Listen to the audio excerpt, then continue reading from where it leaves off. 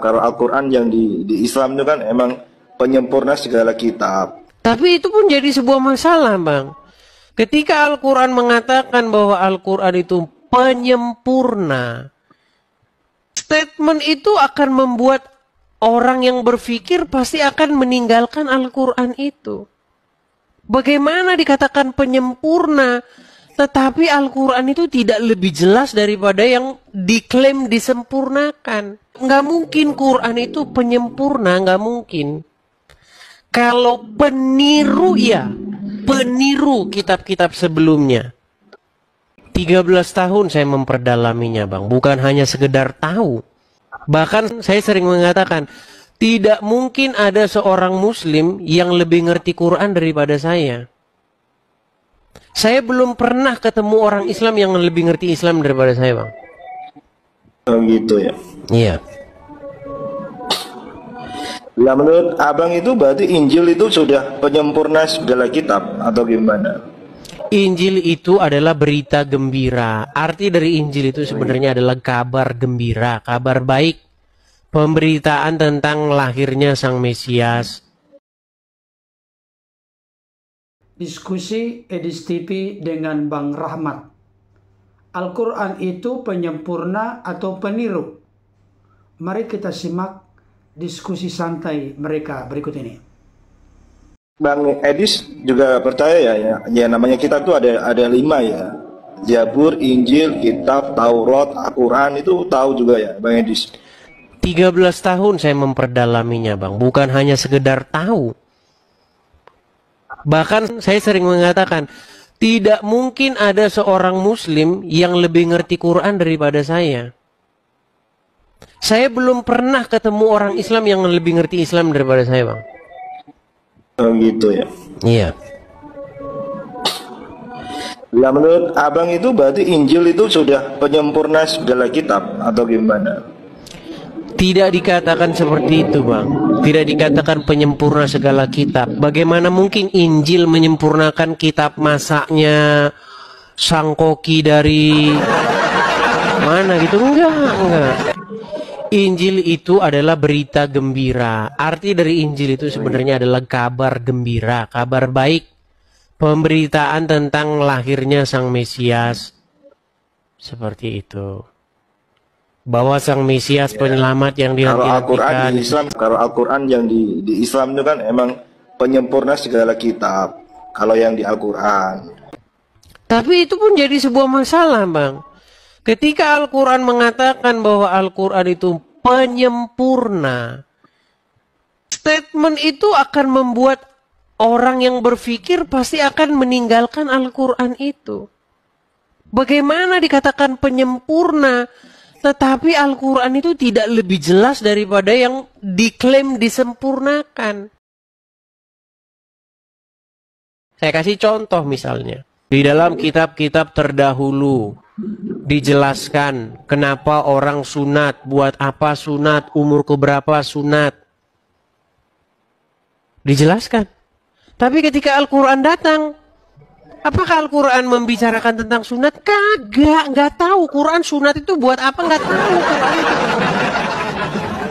Orang Islam sunat, nggak tahu dia sunat karena apa. Makanya nggak mungkin Quran itu penyempurna, nggak mungkin. Kalau peniru ya, peniru kitab-kitab sebelumnya. Jadi di dalam kitab-kitab sebelumnya ada peristiwa begini diikutin. Peristiwa begitu diikutin. Tanpa dia tahu kenapa harus begitu. Anda coba saya tanya jujur, Bang. Anda pasti sunat kan? Iya, kalau sunat kan emang untuk kebersihan sih, Bang. Selain buat agama, emang itu buat kebersihan. Oke, di mana dalam Al-Quran bahwa sunat itu untuk kebersihan? Ya memang nggak ada sih, Bang. Itu kan emang. Lalu bagaimana kita sunat dulu sih? Lalu bagaimana kita mengatakan bahwa Quran kita penyempurna? Bahkan jauh dari sempurna. Dia tidak menjelaskan apapun tentang sunat. Dia tidak menjelaskan apapun tentang kenapa Ibrahim bersunat. Kapan Allah memerintahkan Ibrahim sunat? Nggak jelas, Bang. Quran itu nggak jelas. Bukti bahwa Quran tidak jelas adalah ketidakpuasan umat muslim terhadap Al-Quran. Apa buktinya kalau umat muslim itu nggak puas terhadap Quran? Umat muslim itu mengimani kitab-kitab sesudah Al-Quran. Kitab ulama A, kitab ulama B, kitab kuning, kitab fikih, kitab hadis. Itu adalah sebuah bukti bahwa umat muslim tidak puas dengan Al-Quran.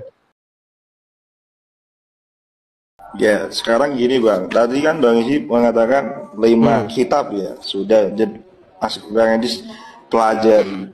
Nah, menurut Bang Edis, dari 5 kitab itu yang paling kelak di hati Bang Edis tuh kitab apa? Ya Bible, Taurat dan Injil. Kalau bahasanya Bible, Bible itu kan artinya kumpulan buku-buku. Berarti ada hubungannya sih Bang kalau Taurat Injil itu. Ya, jelas ada hubungannya. Berarti ada hubungannya kan? Jelas. Berarti Kristen itu pelajari 2 kitab, Taurat sama Injil. Iya. Sedangkan Islam cuma Al-Quran gitu, sama hadis ya. Al-Quran memerintahkan, Bang. Di dalam Al-Quran, umat Islam itu diperintahkan untuk beriman kepada kitab-kitab terdahulu. Jelas ya. Kitab Taurat dan Injil. Tetapi yang terjadi, orang Islam tidak percaya itu. Karena orang Islam tidak membaca Al-Quran, mereka membaca huruf Arab.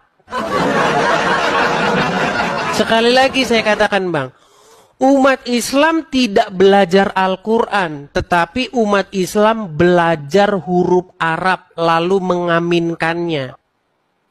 Jadi yang saya lihat fenomenanya adalah di mana umat Islam itu telah memuja, mengkultuskan bahasa Arab. Bahasa di surga nanti bahasa Arab. Pertanyaan alam kubur bahasa Arab. Maka kursuslah bahasa Arab. Saya mengungkapkan apa yang nyata, Bang. Memang begitu. Umat muslim itu kalau ada orang Arab datang ke Indonesia mau kasih sumbangan, terus dia ngomong, saya datang dari Arab Saudi, saya memberi sumbangan kepada masjid. Yang di belakang begini, amin. Disangka itu baca doa. Padahal dia hanya ngomong saja dalam bahasa Arab. Tadi kita telah menyaksikan diskusi menarik dan asik antara Edis TV dengan Bang Rahmat. Bang Rahmat tadi menegaskan ada 5 kitab. Sebenarnya yang lebih tepat, yang secara umum dipahami oleh Islam, ada 4, yaitu Taurat, Jabur atau Mazmur, Injil, dan Al-Quran.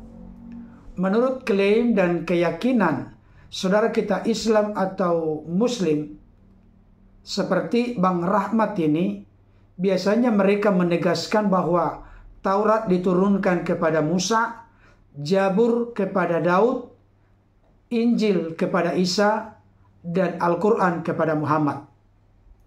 Tetapi perlu kita mengerti dan pahami, dalam perspektif keimanan Kristen, tidak pernah ada kitab yang diturunkan kepada Musa, Daud, dan Yesus Kristus.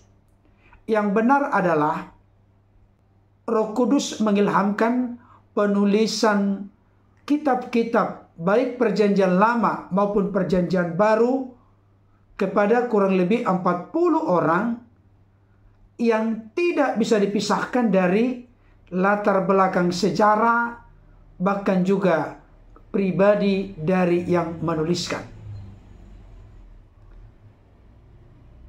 Demikian juga secara khusus ketika kita soroti terkait dengan Injil. Yesus Kristus tidak pernah menerima kitab yang namanya Injil. Justru yang benar adalah Injil itu dari bahasa Yunani Evangelion yang memiliki arti kabar baik, kabar sukacita, kabar yang menggembirakan. Hal itu tentu tidak bisa dipisahkan terkait dengan nuzul turunnya Sang Firman mengenakan tubuh kemanusiaan, terkait dengan kelahirannya, kematiannya, penguburannya, kebangkitannya, bahkan kenaikannya ke surga. Dan nanti akan komplit dan lengkap kedatangannya kembali pada kali yang kedua, yang dalam istilah teologi disebut dengan eskatologi, kedatangan Yesus Kristus di akhir zaman yang akan menjadi hakim atas orang hidup maupun orang mati. Jadi Injil itu bukan diterima oleh Yesus Kristus. Justru di dalam Markus 1 ayat 1 dikatakan begini. Inilah permulaan Injil tentang Yesus Kristus anak Allah. Jadi Injil itu berbicara tentang Yesus Kristus anak Allah. Bukan Yesus yang menerima kitab bernama Injil. Tidak. Itu bukan paham kekristenan. Kalau memang itu paham dari saudara kita Islam, ya kita hargai, kita hormati. Tapi jangan paksakan konsep itu kepada kekristenan. Karena Injil dalam kekristenan adalah kehadiran Yesus Kristus dengan segala karya dan perbuatannya. Saudara yang dikasihi oleh Tuhan, Injil itu memang Injil yang berbicara terkait dengan kedatangan Yesus Kristus, merupakan penggenapan dari nubuat para nabi, baik di dalam kitab Taurat, kitab nabi-nabi, dan Mazmur. Digenapi dengan kehadiran Yesus Kristus, baik kelahirannya, kematiannya, dan kebangkitannya. Memang tidak bisa dipungkiri, ada banyak isi Al-Quran yang mirip dengan isi Alkitab. Bahkan ada seorang profesor dari Islam bernama Dr. Mu'nim Siri. Beliau mengatakan cukup banyak kandungan dalam Al-Quran yang mirip dengan isi Bible. Terkait dengan pendapat dari Bang Edis TV yang mengatakan bahwa Al-Quran itu bukan penyempurna tetapi peniru. Kita hargai pendapat itu. Tetapi yang saya bisa katakan pada kesempatan ini, memang isi Al-Quran itu banyak yang mirip dengan isi Alkitab. Walaupun nanti kalau diteliti secara cermat, memang ada perbedaan-perbedaan yang sangat signifikan.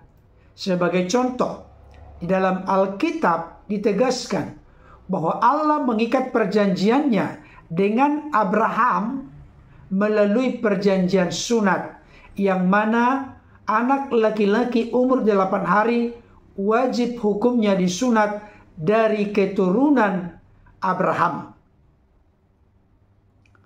Dan juga kalau kita melihat nanti ada perbedaan yang signifikan terkait dengan kehidupan di surga kelak. Yesus mengatakan, kamu jangan sesat. Di surga tidak ada kawin dan mengawinkan. Tetapi berbeda dengan pandangan saudara kita Islam. Demikian juga fakta Alkitab, fakta sejarah atau historis memberikan konfirmasi dan penegasan yang tidak bisa dibantah bahwa Yesus itu benar-benar mati dengan cara disalibkan dan bangkit pada hari yang ketiga. Tentu kita tahu secara umum yang diajarkan di dalam Alkitab berbeda dengan yang dinyatakan di dalam Al-Quran.